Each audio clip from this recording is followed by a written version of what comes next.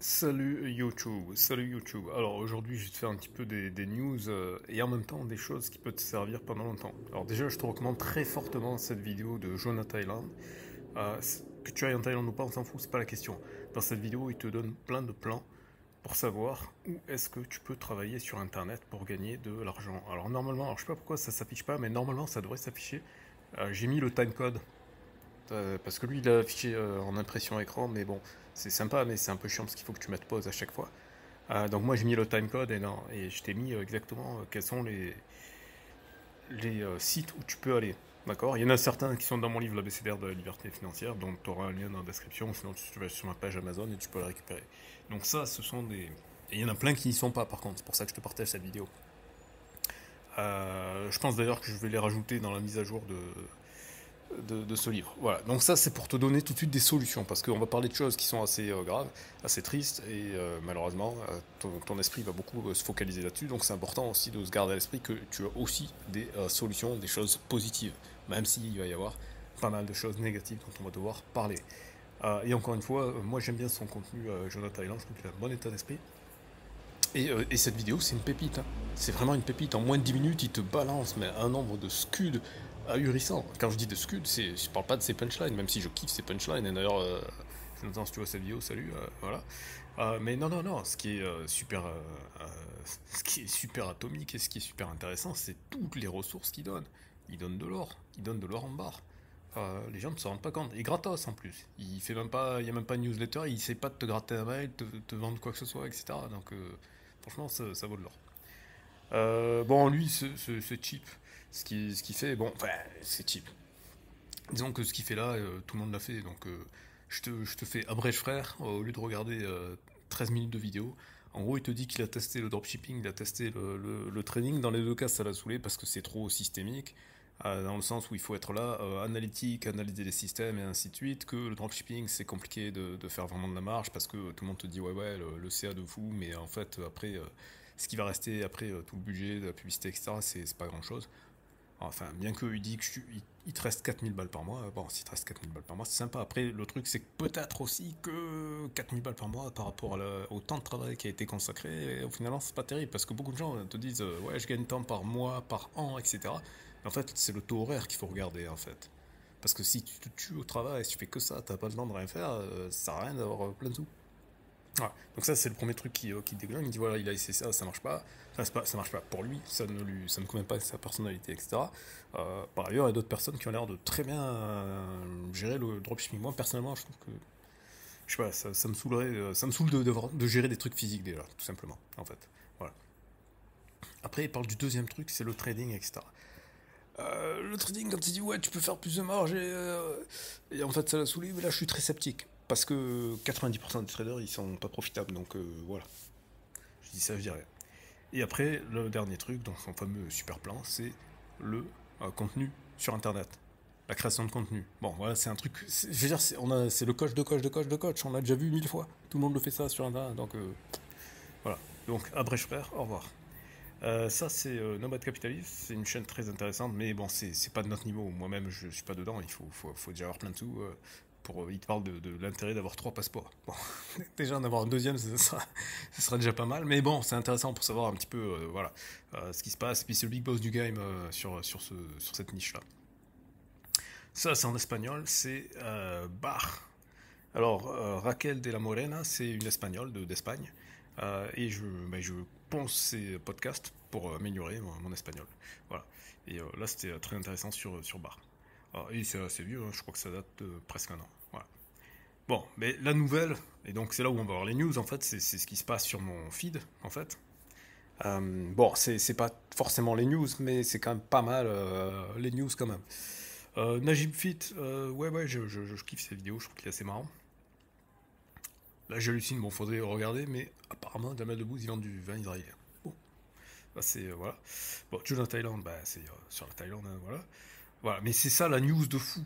C'est ça la news de fou. C'est un truc de fou. Bon, on va revenir là-dessus, hein, c'est ça la principale. Je sais pas si je le mettrai dans le titre ou pas, mais c'est hallucinant. Hallucinant. J'avais vu ça vite fait, parce que des fois, quand je suis dans le lit et que j'arrive pas à dormir, je scroll sur YouTube, mais sans le son. Et donc, du coup, j'ai pas trop capté exactement ce qui s'était passé. Je sais pas si c'était français ou pas, parce que je connais pas cette plateforme Kik, etc. On va en reparler. Mais voilà, ça y est, c'est arrivé. Il y a quelqu'un qui est mort en direct dans un stream. Pour être 100%, euh, comment j'allais dire honnête, mais c'est pas la honnêteté, pour être 100% factuel, voilà. C'est déjà arrivé sur Periscope. Je sais pas si vous vous souvenez, les gens. Periscope, il y a quelques années, je dirais à vue de nez, je pense que c'était un peu avant le Covid, donc ça doit faire 5-6 ans. Euh, Periscope, c'était une application qui était très populaire chez les jeunes sur les téléphones portables et c'était du live en direct en fait. Et il y a quelqu'un qui s'était fait. Alors, soit il s'était suicidé, soit il s'était fait tuer, mais dans tous les cas, il est mort en direct sur l'application. Donc, c'est déjà arrivé. Et avant ça, mais ça, c'était pas en direct, c'était. Alors, je me rappelle plus son nom, c'était au Canada. Il y a un mec qui a tué et qui a découpé, qui a mangé un être humain et qui a mis la vidéo sur YouTube. Voilà, donc là, on est en train d'arriver à quelque chose. Mais on va en reparler, c'est les dérives. Ça, je sais pas ce que c'est, je sais pas pourquoi il me propose ça. J'en sais rien. Oui, mais ça, ouais, ça, faut arrêter les trucs. Ouais, j'ai créé mon sas et je me suis fait plein de sous et sous, etc. Les gars, arrêtez. D'ailleurs, je sais plus le nom de sa chaîne, mais il y a un mec qui démonte ça et très très bien. Bon, si je retrouve son nom, et enfin surtout la vidéo, je vous mettrai la vidéo, mais je trouve ça très très bien. Que voilà, il démonte le truc, il dit voilà, c'est un développeur qui bosse pour une boîte, donc déjà il casse le rythme de ouais, euh, tu crées ton truc et tout, ça y est, t'es le roi. Il dit non, non les gars, calmez-vous. C'est pas parce que tu fais un side business et que ça y est, ça décolle un peu que tu peux quitter ton job, etc. Et tu peux faire un coup et après te retrouver une main devant, une main derrière et rien à voir. Ça, j'ai pas vu le truc de Pages React, donc j'irai le voir après. Cycle pas terminé, bon ça c'est des trucs de crypto toast. Vitintag, bon ça c'est Victor Ferry qui est, je sais pas ce qu'il a Victor Ferry, mais c'est- il fait que critiquer les gauchistes, le gouvernement, etc. Mais Victor Ferry, t'es rigolo toi. Tu dis tout le temps ouais il faut se bouger, il faut faire des trucs, etc. Mais tu passes ton temps à critiquer ce que font les autres. Je sais pas. Euh, à la fin de la journée, ton contenu, c'est quoi? Ton contenu, il n'existerait pas si les autres, ils faisaient pas des choses que tu critiques. Enfin, je sais pas, c'est bizarre. Tu avais commencé, tu faisais du contenu qui était constructif sur la rhétorique, etc. Et là, depuis que tu es parti en Victor Ferry Business et News, en fait, tu fais que de la merde. Tu fais que de la merde. Tu fais que de la merde et en plus, tu fais de l'essai en morale en disant ouais, c'est la décadence, etc. Les gars, il faut se bouger le cul, etc. Il faut dire les termes, etc. Alors qu'en fait, tu passes ton temps à faire que de la réaction. Enfin, je sais pas, ton truc il est creux, il y a plus rien dans ton contenu, Victor. Je sais pas, tu t'es perdu là, je sais pas si tu te rends compte, tu t'es perdu. T'es là à chercher systématiquement, à faire le buzz, à faire la réaction, etc. Mais tu es creux, tu es vide, tu n'as plus rien. Et après, tu nous racontes tout le temps tes mêmes histoires de oui, quand tu étais chercheur, ceci, tu étais tout le temps dans le passé. C'est soit tu es dans la réaction, soit tu es dans le passé, mais il n'y a plus aucune construction. Il n'y a plus aucune construction. C'est Victor Ferry, redescend sur Terre, dégonfle le melon. Voilà, ça c'est le stoïcisme en espagnol, hein, c'est une chaîne espagnole, je connais pas. Mais c'est normal, je suis dans un pays phanophone, donc YouTube me propose du contenu en espagnol, tant mieux, ça me permet de m'améliorer. Ça, je sais pas ce que c'est. Ça, c'est le déclic de Alec Henry, sur le truc sur les entrepreneurs. Bon, des fois c'est intéressant, des fois j'hallucine. Quand je vois des entrepreneurs passer et que je connais leur vrai parcours, je me dis attends les mecs, c'est Hollywood ou quoi? Qu'est-ce qui se passe là? Ça, je sais pas ce que c'est. Donc ça, c'est du contenu en espagnol sur l'IA. C'est intéressant de voir aussi qu'il y a des tendances. Et bon, bah, quelle que soit la langue, c'est les mêmes choses dont on parle. Je sais pas qui c'est. Ah oui, si, c'est un mec qui fait du SEO. David Laroche, bon voilà, comme d'habitude. Là, Adil Rami qui a arrêté son live quand il a appris la mort de la personne dont on va parler, qui est ici. Bon, ça, je sais pas pourquoi YouTube me montre ça, mais des fois c'est marrant, c'est des trucs de bagarre de rue. Lui, c'est celui qui a interviewé un peu toutes les stars, et bon, bah voilà, il a montré qu'il avait pécho une nana entrepreneuse, etc. Bon, bah tant mieux pour lui, hein, tant mieux pour eux, ils sont heureux, voilà. Bon, ça, c'est Alexis Chen, bon, bah c'est Alexis Chen, il n'y a pas besoin de le présenter. Et donc, lui, c'est la personne dont on va parler. Je vérifie juste qu'on n'a pas oublié des trucs. L'éducation gratuite et obligatoire, ouais, ok. VTC Touchpoint. Ouais, moi ce qui m'énerve avec YouTube, c'est que maintenant ils traduisent les titres, donc je sais jamais, des fois, si c'est le titre original, si c'est en anglais, si c'est en français. Comme en plus les francophones ils prennent que des noms de chaînes en anglais, c'est n'importe quoi. Bon, ça c'est sur le foot, on s'en bat les reins, même si je trouve que Edgar il est marrant, mais là sur le foot, je m'en fous un peu. Kylian Sensei sur la liberté, illusion, bon, ok, c'est Red Pill comme d'hab, ça commence à devenir. Ah tiens, ça je vais l'ouvrir dans un autre onglet, je le regarderai. Ah, je l'écouterai ce soir avant de dormir. Voilà, bon, bah, l'horreur, c'est ça, voilà. Ok, bon, on va s'arrêter là parce que de toute façon, c'est le scroll YouTube, ça scroll à l'infini. Donc ce mec-là, je ne le connaissais pas du tout. Mais d'après ce que j'ai compris, vous me direz dans les commentaires si c'est des choses différentes, mais il me semble que c'est ça le truc. Il aurait une sorte de déficience mentale, ou en tout cas, bon, bah, il n'a pas tout à fait toutes ses capacités de discernement. Et apparemment, il y a des gars qui l'ont repéré, qui se sont dit, bon, bah lui, ça peut être un petit peu le fou du bus, pour lequel on peut faire, autour duquel on peut faire du contenu, donc c'est une sorte de ressource de contenu illimité. Et bah, comme ça, on va se faire les couilles en or. Et apparemment, bon, bah, il se faisait pas mal d'argent, puisque il lui versait à lui 6500 balles par mois. Donc s'il lui filait 6500 balles par mois, je me dis au minimum les mecs ils se touchaient pareil, d'accord. Parce que vu qu'apparemment il faisait que de se foutre de sa gueule, l'humilier, etc. Je pense que s'il lui filait quand même 6500 balles, ça veut dire qu'eux ils se mettaient au moins aussi bien.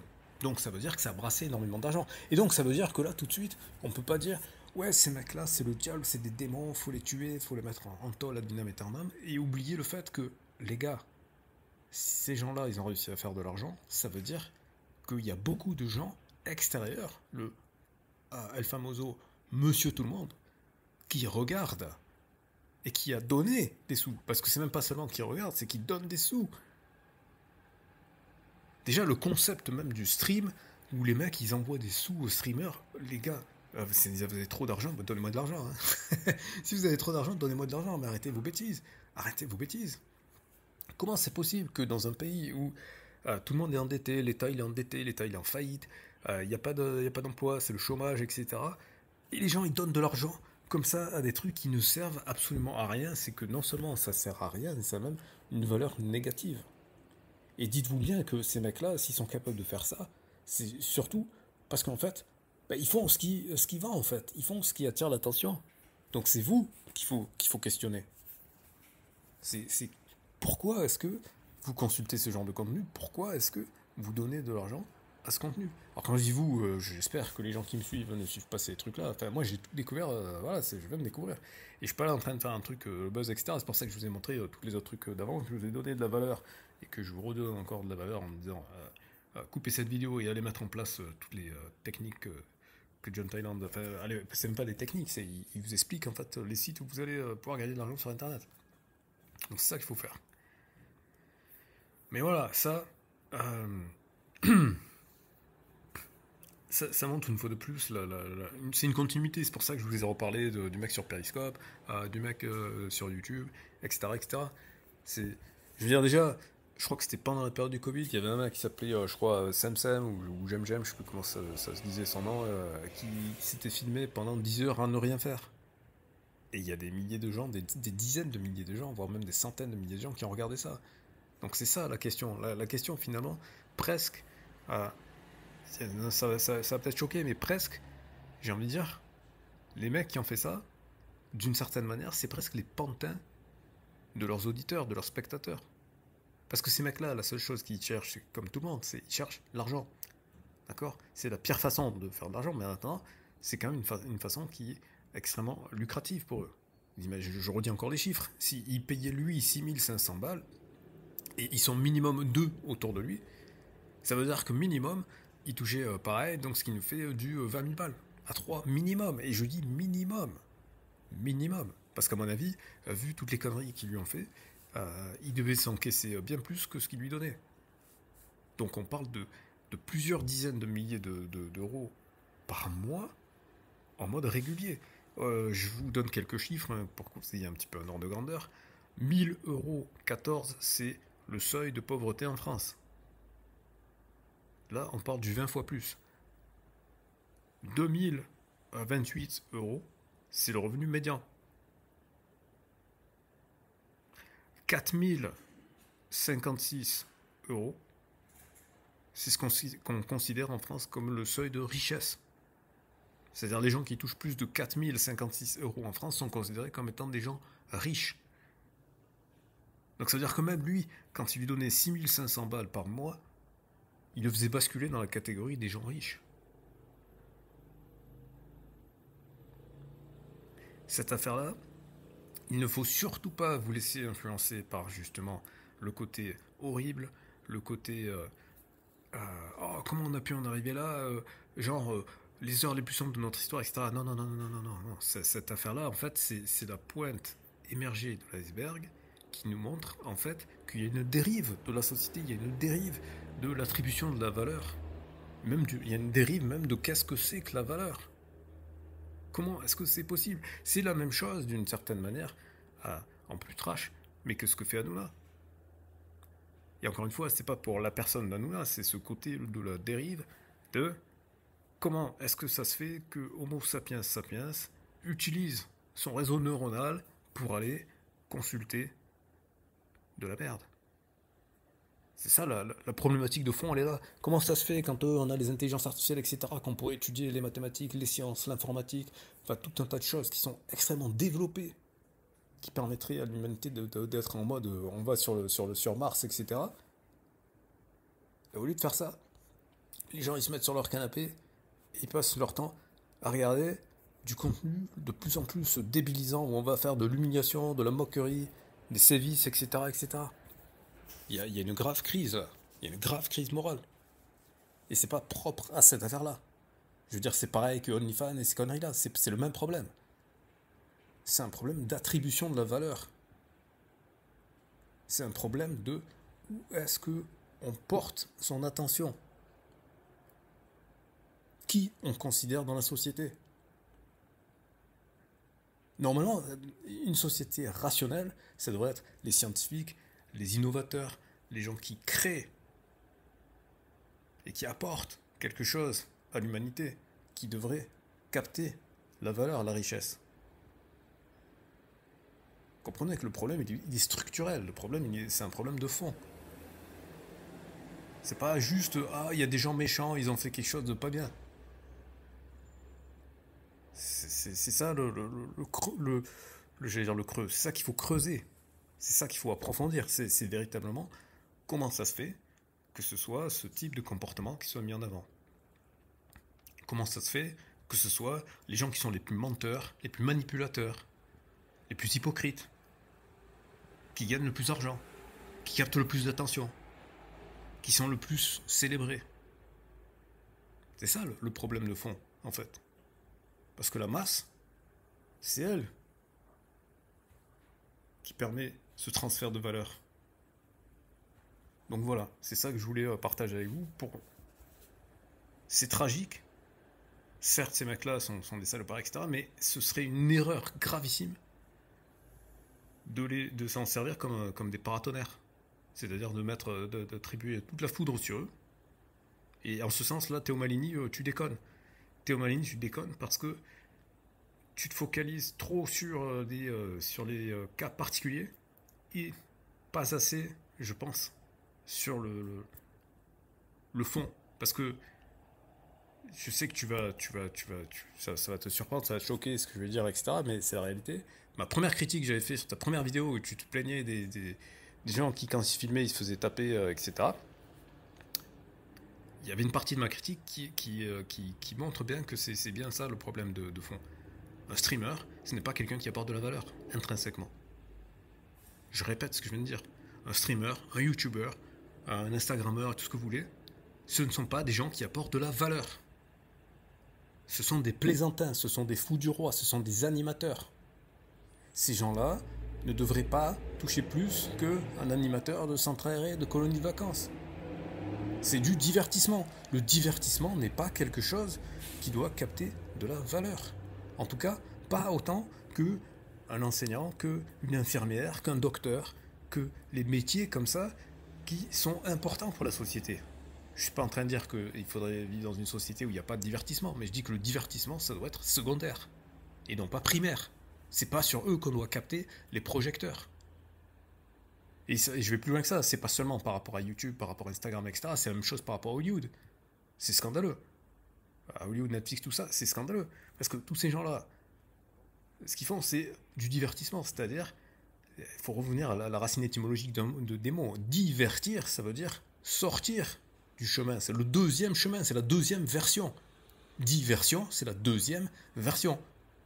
C'est une version alternative à la réalité. Ce n'est pas la réalité. Les chercheurs, les gens qui vont travailler dans les laboratoires pour créer des médicaments, pour créer des améliorations techniques, pour avoir Internet qui va plus vite, pour avoir des fusées qui vont dans l'espace, ce genre de choses. C'est eux qu'on devrait célébrer. C'est eux qui devraient capter la valeur. Et non pas les michtos qui montent leur sein sur OnlyFans ou les imbéciles qui vont faire n'importe quoi, de l'humiliation, etc. sur des streams ou je ne sais quoi. Et pareil pour les acteurs.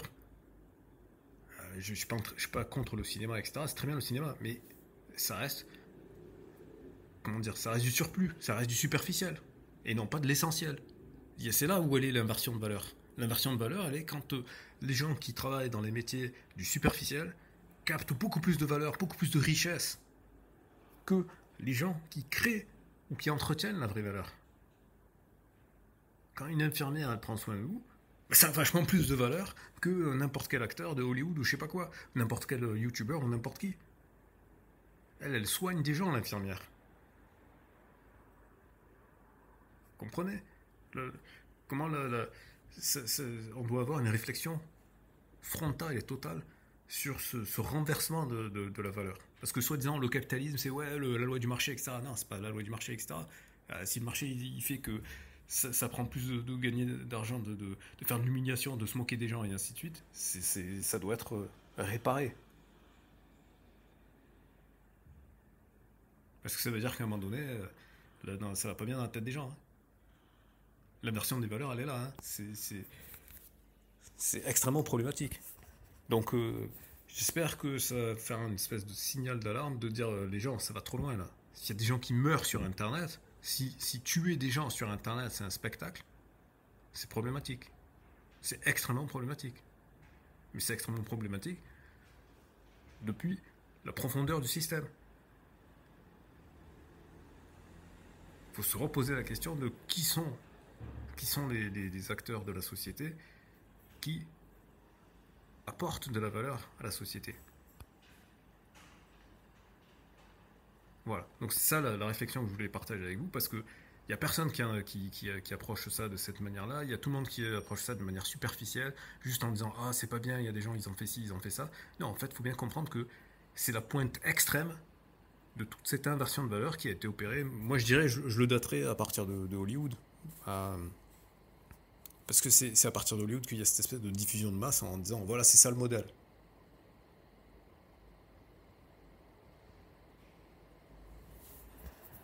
Et je suis pas en train de dire qu'il faut dire que les scientifiques doivent être des superstars ou je sais pas quoi. Non, je dis simplement que euh, il devrait y avoir une sorte de, je sais pas, d'indicateur qui mesure la valeur apportée à la société et que bah, cet indicateur il devrait tempérer, modérer l'attribution de richesse.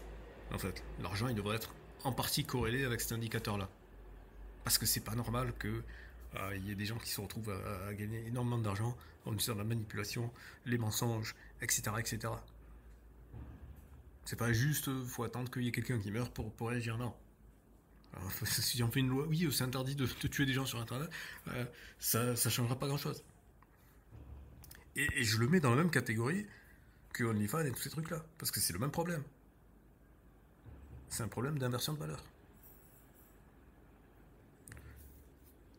Faut sortir de cette logique de se dire ah mais s'il y a un marché, il y a de l'argent et donc ça va. Non, non, non, non. Il y a le concept de valeur. Est-ce que l'activité en tant que telle, est-ce qu'elle apporte de la valeur ou pas?